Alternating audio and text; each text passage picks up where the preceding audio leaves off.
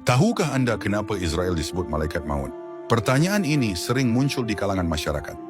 Perpisahan antara roh dan jasad makhluk hidup adalah tugas malaikat Israel. Namun tugas itu tidak dijalankan sendirian.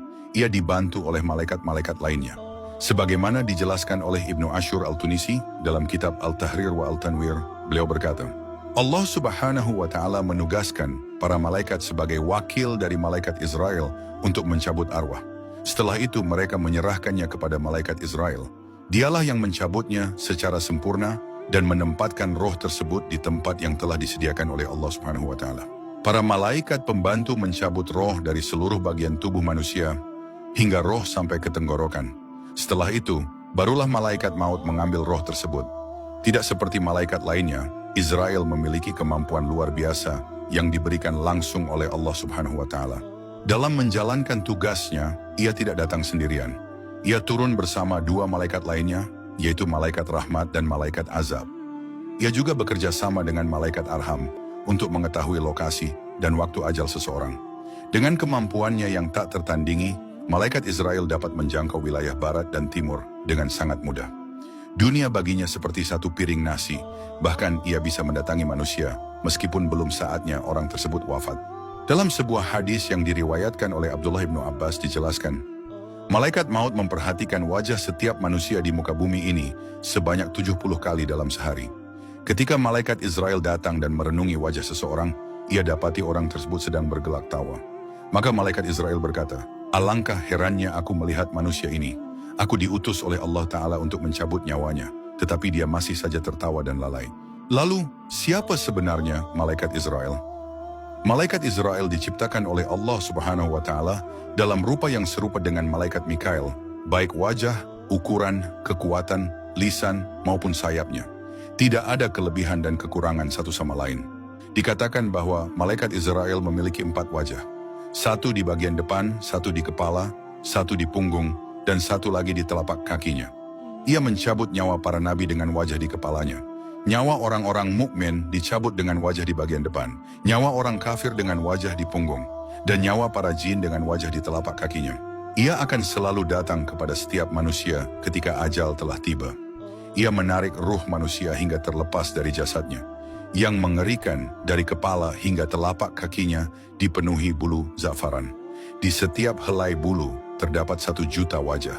Setiap wajah memiliki 1 juta mata, 1 juta mulut, dan 1 juta tangan. Ia juga memiliki 4.000 sayap dan 70.000 kaki. Salah satu kakinya berada di langit ke-7 dan satu lagi di jembatan yang memisahkan surga dan neraka. Setiap mulut memiliki 1 juta lidah, dan setiap lidah mampu berbicara dalam 1 juta bahasa.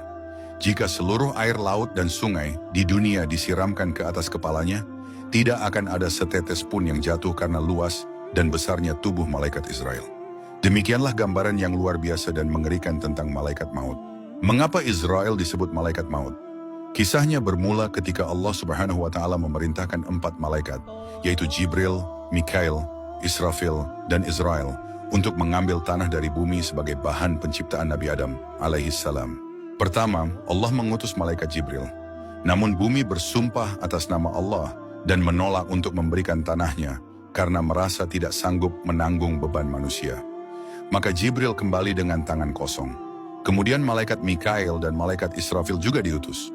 Namun mereka pun kembali gagal karena bumi tetap menolak dengan sumpah yang sama. Terakhir Allah mengutus malaikat Israel. Berbeda dengan malaikat lainnya, Israel langsung memukul bumi dengan pedangnya. Bumi pun bergetar ketakutan.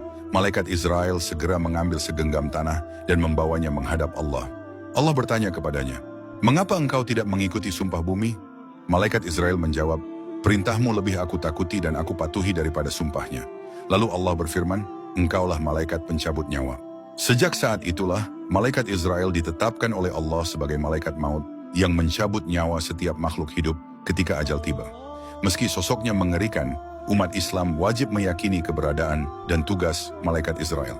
Sebagaimana disebutkan dalam Al-Quran Surah An-Nisa ayat 136.